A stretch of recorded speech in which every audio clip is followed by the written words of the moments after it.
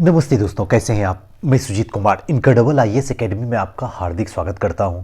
आज का वीडियो जो है ये परीक्षा मंथन का सीरीज चल रहा है और इस सीरीज में हम लोग एक साल के करंट अफेयर को सिर्फ 20 दिन में कवर करने की कोशिश करेंगे और कर भी रहे हैं। आपको समझ भी आ रहा है, आपको मजा भी आ रहा है, आपको याद भी हो रहा है और मैं उम्मीद करूंगा, आशा करूंगा, हमारी दुआ और ऊपर वाले की दुआ आपके साथ रहे कि जब आप 27 दिसंबर को एग्जामिनेशन हॉल में बैठे तो आप पूरे तरीके से होशो हवास में, पूरे तरीके से फ्रेश और जो भी डाटा उसी तरीके से निकले जैसे आप उगले थे, जैसे आप निगले थे या फिर जैसे आप याद किए थे, सेम टू सेम उसी तरीके से आपके बाहर आ सके, कंफ्यूजन ना रहे। यह हमारी दुआ है। लेकिन यह हमारी दुआ या ऊपर वाले की दुआ तब काम करेगी जब आप अपनी मेहनत में सुनामी लाओगे। एक लाइन का आंसर है, इससे ना आगे न इससे पीछे। फिर दुनिया की हर प्रॉब्लम आपको छोटी लगेगी। अगर सुनामी नहीं पैदा हुई तो सारा खेल बर्बाद हो जाएगा। दोस्तों, आज के सीरीज में जो है बड़ी इंटरेस्टिंग लेकर आया हूं। यहां से बुरा स्थिति भी रहेगा तो आपका मान के चलिए 6 से 7 क्वेश्चन श्योर, सर्टेन, 100% है कि आपका निकल के आएगा। इसमें कोई शक की बात नहीं है। हो सकता है आज हमारी बात आपको मजाक लगे, लेकिन जब एग्जामिनेशन हॉल में हूबहू क्वेश्चन आएगा तब फिर अगर बन गया तब तो आप मेरे लिए दुआ करोगे, मैं आपके लिए हीरो बनूंगा। और अगर आएगा लेकिन याद नहीं रहा और अगर गलत हो जाएगी तो आप आंखों में जो आंसू निकलेगी वो फिर आप रोक नहीं पाओगे। आज की सीरीज में हम लोग देखेंगे कला, संस्कृति, पर्यावरण और प्राकृतिक आपदा। इस तीनों को इस सीरीज में कवर करने की कोशिश करेंगे इसी एक वीडियो में और बेहतरीन तरीके से। आइए वीडियो को शुरू करें, लेकिन इससे पहले दोस्तों एक बात और मैं बता दूं कि मेंस की क्लास हमारी जो है जैसे ही 27 दिसंबर को समाप्त होगा उसके बाद मेंस की क्लास हमारी स्टार्ट हो जाएगी 2 तारीख से, यानी कि 2 जनवरी। 1 जनवरी हैप्पी न्यू ईयर आप मना लीजिए, 2 जनवरी से हमारी क्लास जो है शुरू हो जाएगी।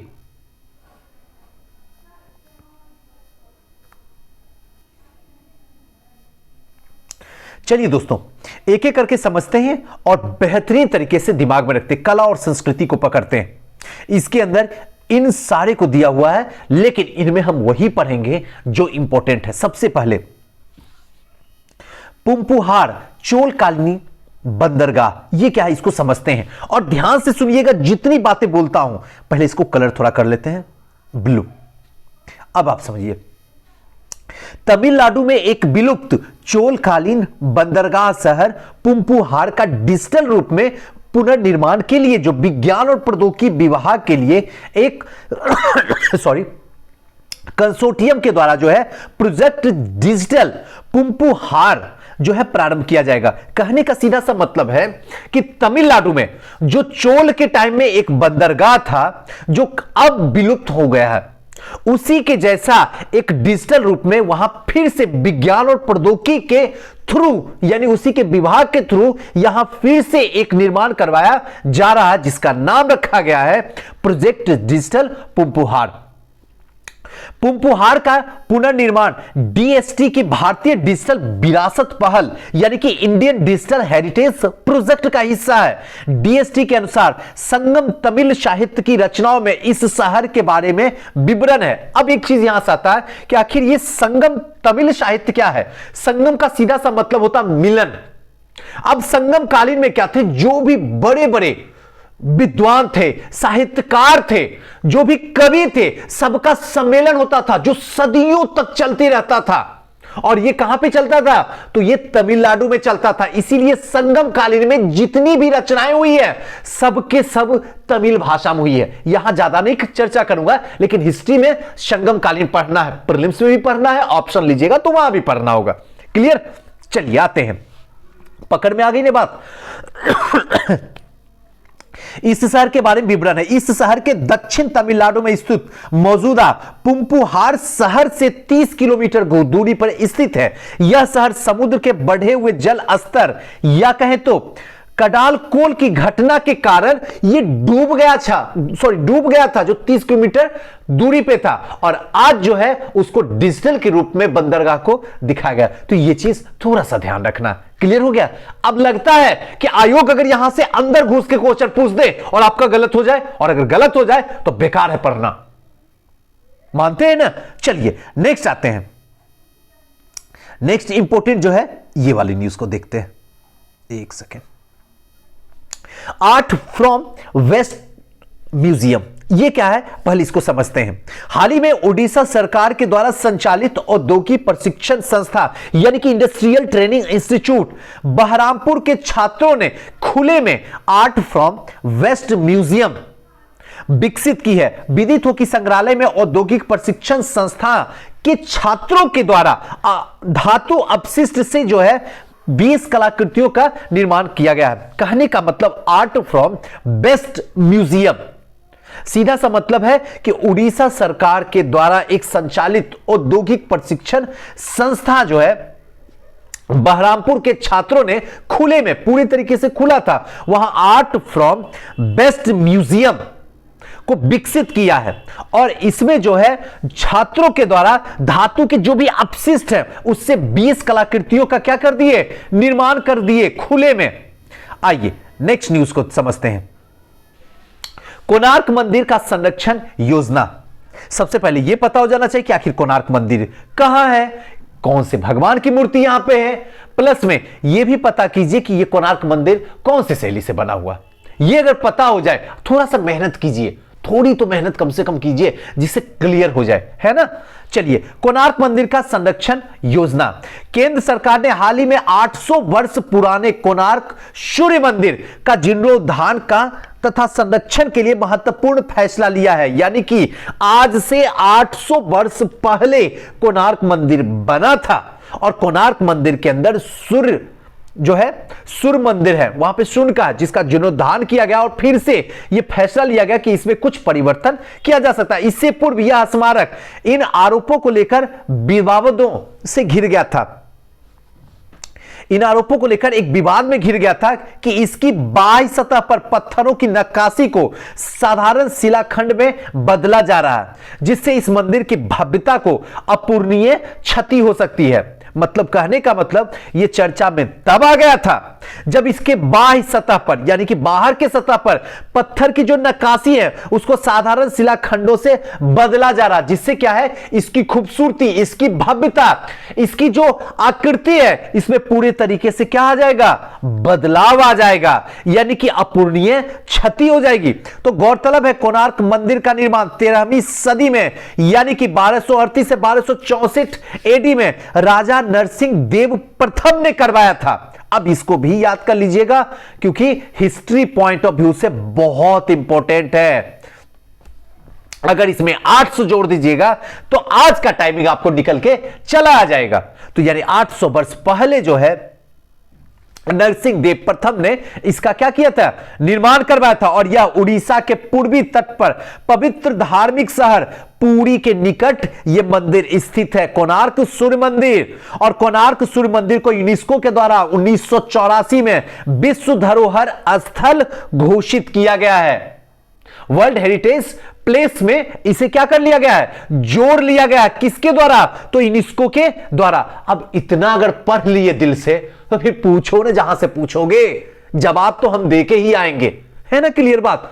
ऐसे पढ़ो ना, पढ़ने में लगे कि हां दम है, पढ़ने में मजा है, खुशी है, तो फिर इसका रिजल्ट हमेशा पॉजिटिव आएगी और वो रिजल्ट फिर से खुशी वापस करेगी आपको, है ना।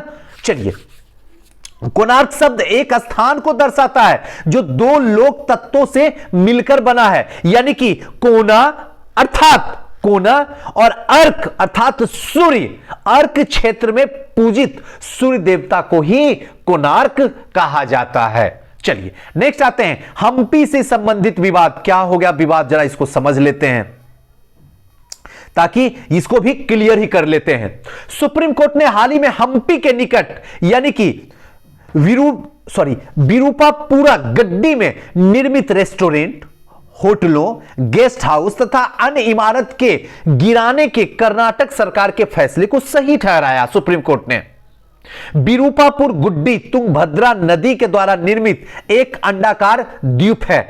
अब थोड़ा सा आप मेहनत कर लीजिए मेरे कहने पे, दुनिया में किसी के कहने पे कीजिए या ना कीजिए, मेरे कहने पे थोड़ा सा काम कीजिए अगर आप मुझे मानते हैं तो। अब थोड़ा सा मैप खोलिए और मैप खोल के देखने की कोशिश करिए कि तुंगभद्रा नदी कहां से निकलती है और किस किस जिला से सॉरी किस किस राज्य से, स्टेट से होकर गुजरती है और कहां जाके मिलती है। एक क्वेश्चन तो ये छोड़ दिया हूं, और दूसरा ये पता कीजिए कि जो ये विरूपापुरी गड्डी जो है, ठीक है ना, ये कहां पे है ये द्वीप, थोड़ा सा मैप में देखने की कोशिश कीजिए। जो कि हम्पी यूनेस्को विश्व धरोहर का स्थल है, हम्पी, क्लियर है ना। चलिए, पश्चिम स्थित, ध्यातव्य हो कि यह निर्माण मैसूर प्राचीन और ऐतिहासिक स्मारक का क्या है, उल्लंघन है। कर्नाटक सरकार 1961 में पारित इस अधिनियम की धारा 19(3) के तहत वर्ष 1988 को जारी अधिसूचना के आधार पर संपूर्ण विरूपापुरा गड्डी गांव को एक सुरक्षित क्षेत्र घोषित किया था।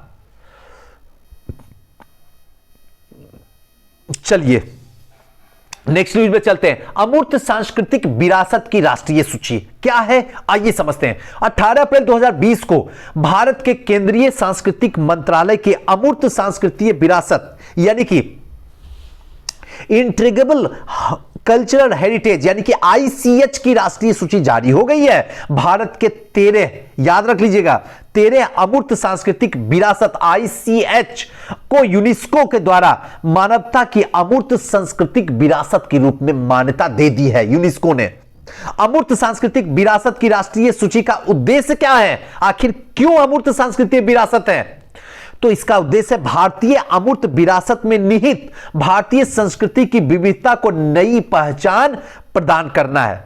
उल्लेखनीय है यह पहल सांस्कृतिक मंत्रालय के विजन 2024 यानी कि विजन 2024 का एक हिस्सा भी है। यूनेस्को के द्वारा मान्यता प्राप्त अमूर्त सांस्कृतिक विरासत की सूची में शामिल जो है वो मैं बता रहा हूं। वैदिक जप का परंपरा, जो वैदिक जप करते हैं ना उसकी परंपरा, इसको भी अमूर्त सांस्कृतिक विरासत की सूची में रखा गया है। दूसरा, रामलीला रामायण की पारंपरिक प्रदर्शन, इसको भी इसी में रखा गया है। कुटियाट्टम संस्कृत थिएटर, इसको भी इसी में रखा गया है। रामन गढ़वाल हिमालय की धार्मिक त्योहार और धार्मिक अनुष्ठान भारत में है, इसको भी रखा गया है। उसके साथ साथ में मधुइदी अनुष्ठान थिएटर केरल के नृत्य नाटक है, इसको भी रखा गया है। और काल बेलिया लोकगीत राजस्थान के नृत्य को इसमें रखा गया, छऊ नृत्य को रखा गया। लद्दाख में बौद्ध जप और हिमालय के लद्दाख क्षेत्र में जम्मू कश्मीर भारत के पवित्र बौद्धिक ग्रंथ में इन सब को रखा गया है, एक बार आप देख लीजिएगा। चलिए नेक्स्ट में आते हैं।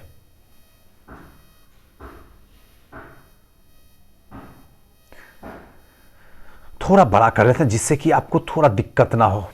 आइए इसको देखते हैं, और बहुत इंपॉर्टेंट है, ध्यान रखिएगा। इंपॉर्टेंट बोल दिया तो आप भी इस पे ध्यान रखिएगा। वर्ष 2019 में विश्व की 10 सबसे ज्यादा बोली जाने वाली भाषा, विश्व में 10 सबसे ज्यादा, सबसे पहला नंबर में इंग्लिश। बड़ा कंफ्यूजन होता है, बहुत लोगों को पता होता है कि सर हिंदी होगा, भूल जाइए, सबसे ज्यादा इंग्लिश। भारत में इंग्लिश की प्रतिशत भले कम हो, दुनिया में टॉप रैंक पे इंग्लिश खड़ा है। दूसरा, मंदारिन दूसरे नंबर पे है। अब जरा मुझे यह बताइए कि मंदारिन जो है, कम से कम 5 ऐसे देश बताइए जहां पे यह भाषा बोली जाती है और इसका ओरिजिन कहां, थोड़ा सा गूगल करके मुझे बताइए।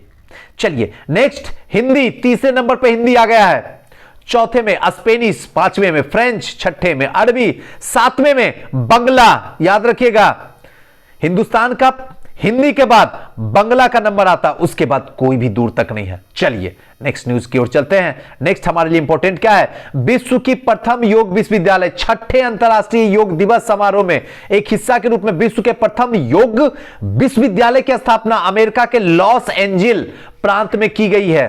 छठे अंतरराष्ट्रीय जब योग दिवस होगा तो इसमें विश्व के प्रथम विश्वविद्यालय जो कि योग के लिए स्थापना अमेरिका के लॉस एंजिल प्रांत में की गई है। इस योग विश्वविद्यालय इस प्राचीन भारतीय व्यायाम के लिए किया जाएगा। चलिए तो ध्यान रखिएगा, अमेरिका में है। नेक्स्ट न्यूज की ओर चलते हैं। नेक्स्ट न्यूज क्या है हमारे लिए? कश्मीर की नामदा कला, यह भी कहीं न कहीं चर्चा में है। आइए समझते हैं क्या है नामदा। नामदा कश्मीर की चटाई बुनने का, थोड़ा छोटा कर लेते हैं।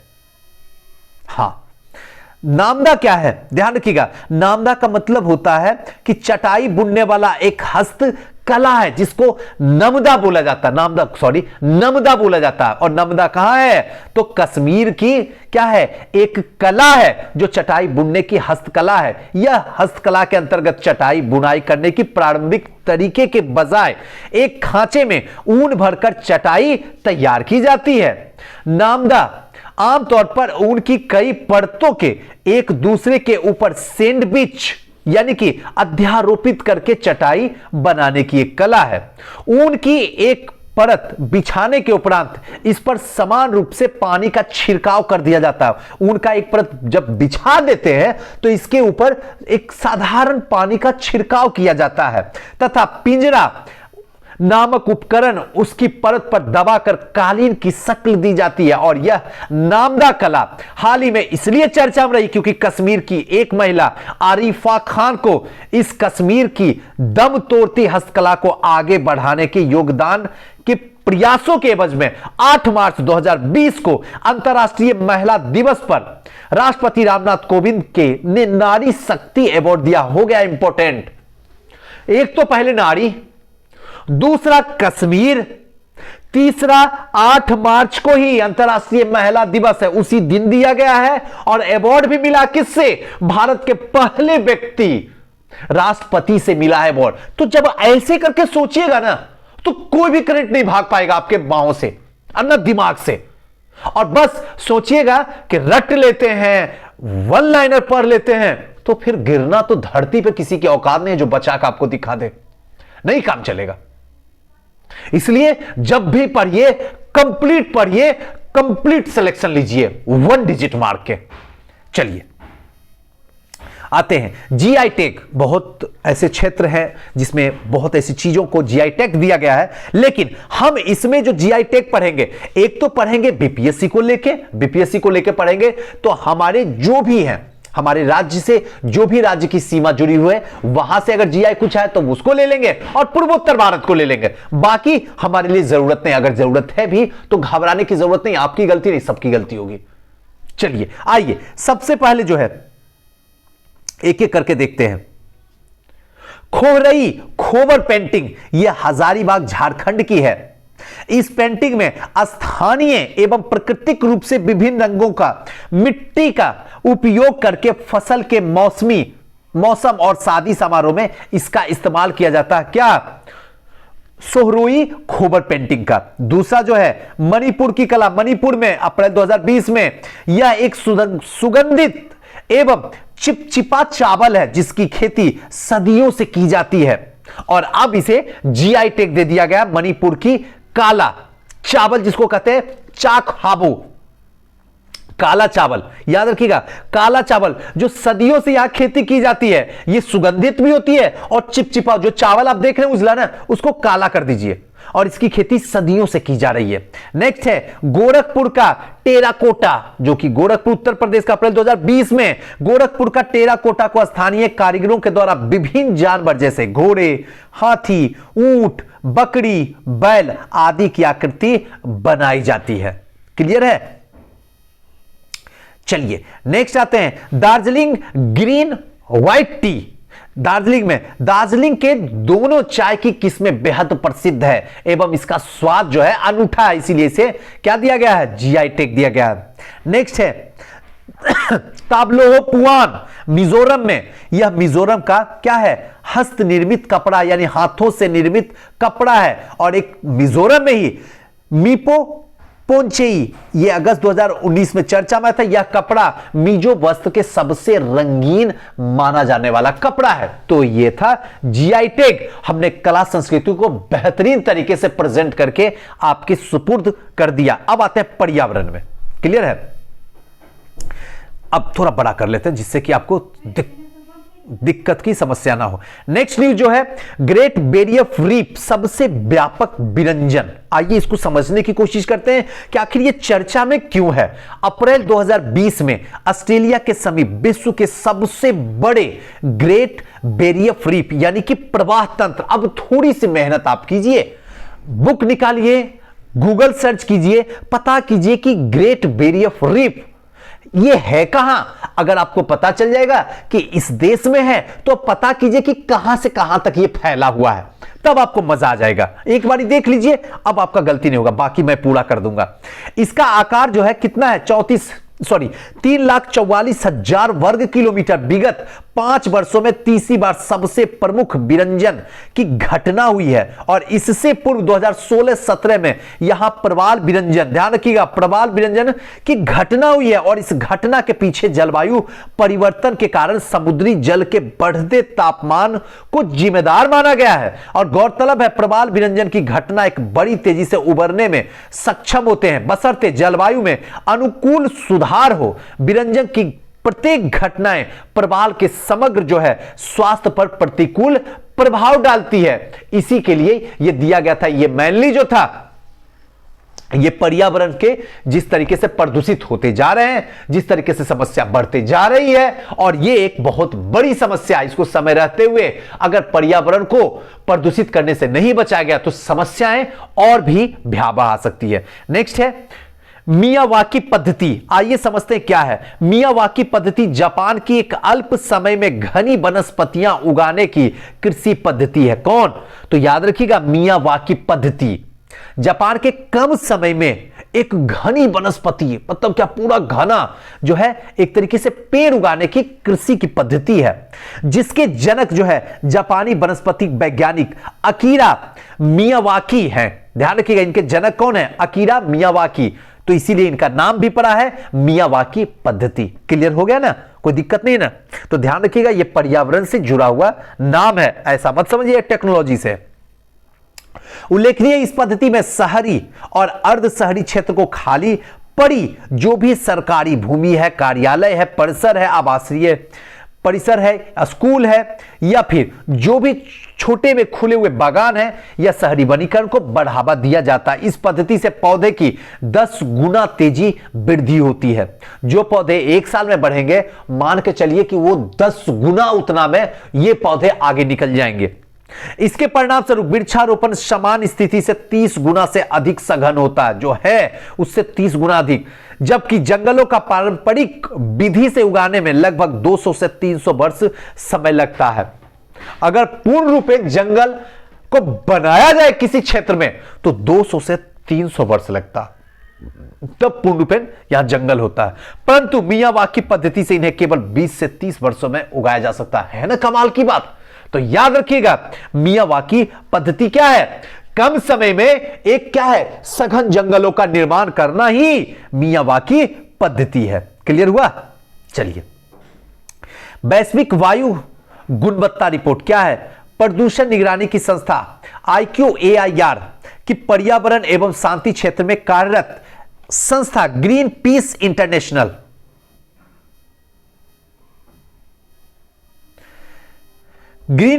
इंटरनेशनल ने वैश्विक वायु गुणवत्ता रिपोर्ट 2019 को फरवरी 2020 में जारी किया, जिसमें विश्व के सबसे प्रदूषित शहर को क्रमबद्ध किया है। इस रिपोर्ट में क्रमबद्ध प्रदूषित शहरों को प्रदूषण के PM 2.5 स्तर पर आधार पर सूचीबद्ध किया है। किस पे? PM 2.5 स्तर के आधार पर सूचीबद्ध किया। और यह PM 2.5 मुख्यतः सल्फेट, नाइट्रेस एवं ब्लैक कार्बन के स्तर पर आकलन किया जाता। आगे आपका प्रीलिम्स का क्वेश्चन, ध्यान रखिएगा, ये आपका जो है प्रीलिम्स का क्वेश्चन आ गया है। अब बिना सोचे समझे याद रख लीजिएगा। देखिए क्या कहा था, PM 2.5 मुख्य जो है इसके अंदर क्या है, सल्फेट, नाइट्रेट और ब्लैक कार्बन। याद रखिएगा किसमें? तो PM 2.5 में। इसके स्तर पर ही आकलन किया जाता है। ऐसे कणों का दुष्प्रभाव फेफड़े और हृदय संबंधित विकार उत्पन्न होता। फेफड़े में भी समस्या और हृदय में भी होता, तथा यह मानव को समझने और प्रतिरोधक क्रियाओं के प्रतिकूल प्रभाव डालते। इस रिपोर्ट के आधार पर विश्व में सबसे खराब वायु प्रदूषण से ग्रस्त 30 शहरों में 21 शहर भारत में हैं। इनमें से 6 शहर 10 सबसे प्रदूषित शहर में। अब देखिए सबसे हमारा रैंक कहां, जरा हम अपना रैंक देख लेते हैं। भारत, देखिए तमाशा भारत का कौन से नंबर पे है, नीचे नंबर पे 6 में।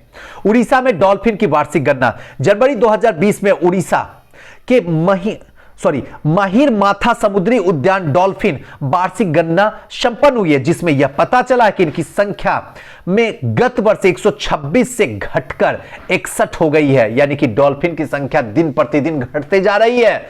जब गणना किया गया तो 126 से घटकर 61 हो गया। 24 फरवरी 2020 को जारी रिपोर्ट के अनुसार राज्य में डॉल्फिन की संपूर्ण संख्या 2019 में 259 के मुकाबले 233 रह गई। 259 था लेकिन अब 233 रह गई। अच्छा एक बात मुझे बताइए आप कि बिहार में डॉल्फिन का रिसर्च सेंटर कहां पे खोला गया है, बस मुझे यह बता दीजिए वो कौन सा जिला है। मुझे उम्मीद है आप बता दीजिएगा।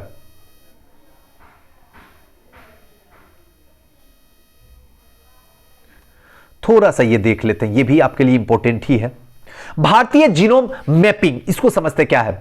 2020 में केंद्र सरकार ने भारत की आनुवांशिक विविधता यानी कि जेनेटिक डायवर्सिटी का नक्शा बनाने हेतु भारतीय जीनोम मैपिंग की परियोजना को क्या किया है, मंजूरी दी है। इस परियोजना को जीनोम इंडिया प्रोजेक्ट नाम दिया गया। क्या, जीनोम इंडिया प्रोजेक्ट दिया गया। इस परियोजना का मुख्य उद्देश्य विविधता से भरे देश में अंततः भारतीय संदर्भ जीनोम की एक ग्रिड का निर्माण करना है, जो कि पूरी तरीके से बीमारियों और लक्षणों के प्रकार एवं विविधता को समझने में मदद करेगा। उदाहरण के लिए यदि पूर्वोत्तर में एक विशिष्ट बीमारी के फैले प्रवृत्ति हो तो उस क्षेत्र में सार्वजनिक स्वास्थ्य की रक्षा की जा सकती है, क्योंकि उसे विशिष्ट बीमारियों के लक्षणों और विविधताओं को जीनोम मैपिंग के द्वारा भली भांति समझकर इसे रोकथाम की समुचित उपाय किए जाएंगे। मतलब कुछ भी नहीं, ये बायोटेक्नोलॉजी का पार्ट है। ठीक है, जीनोम मैपिंग, इससे क्या होगा कि जो समस्याएं आपकी क्या है आ रही है कहीं से भी, तो वो समस्या को आसानी से क्या किया जाएगा, रोका जा सकता है। ये एक तरीके से अगर देखा जाए तो एक क्या है, एक ही प्रवृत्ति है। चलिए ज्यादा कुछ भी नहीं, प्राकृतिक आपदा आते हैं। आइए देखते हैं कौन कौन से आपदा आई हुई है। सबसे पहला चक्रवात निसर्ग। हाल ही में अरब सागर में आए निसर्ग चक्रवात के फलस्वरूप 100 से 20 किलोमीटर की प्रति घंटा की रफ्तार से तेज हवा चलने से समुद्र में 6 फीट की लहरें उठना और भारी बारिश के आसार थे। चलिए बस इसको याद रखिएगा। अब विदित हो कि अवदाब के केंद्र अरब सागर में मुंबई तट के 630 किलोमीटर दक्षिण पश्चिम में चक्रवात के बदलने के बाद इसे निसर्ग नाम दिया गया और यह नाम बांग्लादेश के द्वारा सुझाया गया। निसर्ग, ये याद रख लीजिएगा, बाद में मुझे मत बोलिएगा सुजीत सर नहीं बताया। अम्फान चक्रवात, ठीक है ना। अम्फान चक्रवात क्या है, मई 2020 में सदी का पहला सुपर साइक्लोन, सदी का पहला, सदी समझ में आ रहा ना, शताब्दी समझ में आ रहा, सदी मतलब 10 साल, शताब्दी मतलब 100 साल। सदी का पहला सुपर साइक्लोन अम्फान भारतीय समुद्र तट से टकराकर जिसे मुख्यतः पश्चिम बंगाल, उड़ीसा में भारी तबाही मचा दी। विदित हो कि सुपर साइक्लोन से चलने वाली हवा की रफ्तार आमतौर पर 200 किलोमीटर प्रति घंटा की तेजी से दौड़ती है। ज्ञातव्य हो कि अम्फान यानी कि उम्पन भी कहा जाता है इसको, जिसका मतलब होता है आसमान। अम्फान चक्रवात का नामांकन थाईलैंड के द्वारा किया गया है। ध्यान रखिएगा, अम्फान चक्रवात जो था इसका नामांकन थाईलैंड के द्वारा किया गया है। चक्रवात से हुई क्षति में तत्कालिक राहत के लिए प्रधानमंत्री नरेंद्र मोदी ने पश्चिम बंगाल सरकार को 1000 करोड़, उड़ीसा सरकार को 500 करोड़ की राहत देने की घोषणा की है। आइए नेक्स्ट आते हैं, हीका चक्रवात। हाल ही में हीका चक्रवात चर्चा में रहा है। ध्यातव्य हो कि जिस तरीके से अम्फान बंगाल की खाड़ी में पैदा हुआ चक्रवात था, उसी तरीके से हीका अरब सागर में पनपा था। हालांकि यह चक्रवात अपनी प्रकृति को प्रभाव नहीं रहा, प्रकृति में प्रभाव नहीं रहा। अरब सागर में ही 2019 में हीका चक्रवात पैदा हुआ था और उस वक्त भारत के गुजरात राज्य के साथ साथ पाकिस्तान के भी कई इलाकों में इसका खतरा था। लेकिन तब चक्रवात के जवाब में अरब सागर में ही एक प्रति चक्रवात यानी कि एंटी साइक्लोन पैदा हो गया था, जिससे इसे सागर में ही थाम दिया गया था। मौसम विभाग ने चेतावनी जारी की, चक्रवात गुजरात में प्रभावी हो सकता, परंतु चक्रवात उतना प्रभावी नहीं रहा। है ना क्लियर? चलिए, उष्णकटिबंधीय तूफान बिस्टोबाल, ये क्या, इसको समझते हैं। हाल ही में उष्णकटिबंधीय तूफान क्रिस्टोबल ने मेक्सिको के लैंडफॉल किया है। यह तूफान पूर्वी प्रशांत महासागर में उत्पन्न उष्णकटिबंधीय तूफान अमांडा के अधिविष्ट यानी कि किसी तूफान के समाप्ति के पूर्व अवस्था में भाग से बना है। यहां ध्यान देने योग्य बात यह है कि अमांडा, याद रखिएगा, अमांडा तूफान के कारण हाल ही में अल सल्वाडोर और ग्वाटेमाला में कम से कम 17 लोग मारे गए थे। उष्णकटिबंधीय तूफान क्रिस्टोबल का निर्माण मेक्सिको की खाड़ी में हुआ था। याद रखिएगा, क्रिस्टोबल का निर्माण जो है मेक्सिको के खाड़ी में हुआ था। नेक्स्ट न्यूज की ओर चलते हैं। असम में गैस रिसाव और आग लग गया। 9 जून 2020 को असम के तिनसुकिया जिले में स्थित बागजान तेल कुएं में भीषण आग लग गई और विदित हो कि कुएं में पिछले 14 दिन से अनियंत्रित तरीके से गैस का रिसाव हो रहा था। ऑयल इंडिया लिमिटेड ने तेल कुएं में लगी आग इतनी भीषण है कि उसकी लपेट कई किलोमीटर ज्यादा दूर तक जो है देखी जा सकती है। गैस रिसाव को नियंत्रण करना बहुत ही मुश्किल था, क्योंकि गैस रिसाव का दबाव बहुत अधिक होता है। दूसरा, गैस भंडारण को नियंत्रित कार्य के दौरान किसी भी वक्त आग लगने की संभावना रहती है।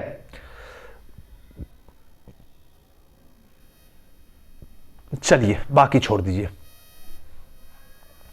नेक्स्ट इसको देख लेते हैं।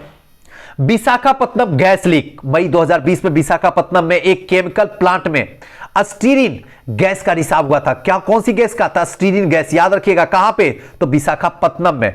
ध्यातव्य हो कि यह रासायनिक प्लांट 40 दिन के लॉकडाउन के उपरांत खुला था। 40 दिन तक लॉकडाउन था, जिसके कारण बंद था। जो टैंक लीक हुआ उसकी क्षमता 2400 टन था, जो टैंक लीक हुआ था। ध्यातव्य हो कि इस जहरीली गैस का रिसाव के कारण कम से कम 20 लोगों की मृत्यु हो गई। इतनी जहरीली गैस थी। ये सभी मौत दम घुटने से हुई थी। ध्यातव्य हो कि इस कंपनी की स्थापना 1962 में हुई थी। विदित हो कि स्टीरीन एक कार्बनिक यौगिक है जो कि बेंजीन C6H6 से उत्पन्न होती है। याद रखिएगा, बेंजीन C6H6 से उत्पन्न होती है। इसका रासायनिक सूत्र जो होता है C8 और H8 होता है। यह फैक्ट्रियों में एक द्रव्य के रूप में संग्रहित किया जाता है, परंतु यह आसानी से वाष्पित हो जाता है, इसलिए तापमान 20 डिग्री सेंटीग्रेड से कम पर रखना पड़ता है। यह कोपोलिमर्स, याद रखिएगा, कोपोलिमर्स तथा इंजीनियरिंग प्लास्टिक उत्पादन के लिए मध्यवर्ती उत्पादन है।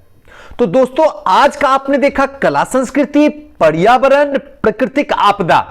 करना कुछ भी नहीं है, दिमाग कुछ नहीं लगाना, बस जितना हो सके सुन लीजिए, आपका प्रॉब्लम आसानी से सॉल्व हो जाएगा। दोस्तों, कैसा लगा ये वीडियो हमें जरूर कमेंट करके बताइएगा। अपनी दिल की भी बात बताइएगा, मुझे बहुत अच्छा लगता है और मुझे लगता है एक अंदर से प्रेरणा मिलती है, एक ताकत मिलती है, एक एनर्जी मिलती है, जब मैं वक्त नहीं रहने पे भी कहीं से वक्त को चुरा के आपके सामने रिकॉर्ड करके लेके आता हूं। यह आपका प्यार है, आपका एक तरीके से दुआ है और एक तरीके से दुलार भी है कि हमें जो है मजबूर होके आना पड़ता है। इतने शॉर्ट टर्म में, इतने शॉर्ट टाइम में, इतने सारे काम में थोड़ा सा वक्त निकाल के आपके पास आता हूं। बस उम्मीद यही करता हूं कि आप लोग जो है बस इसी तरीके से हमारे साथ बने रहेंगे।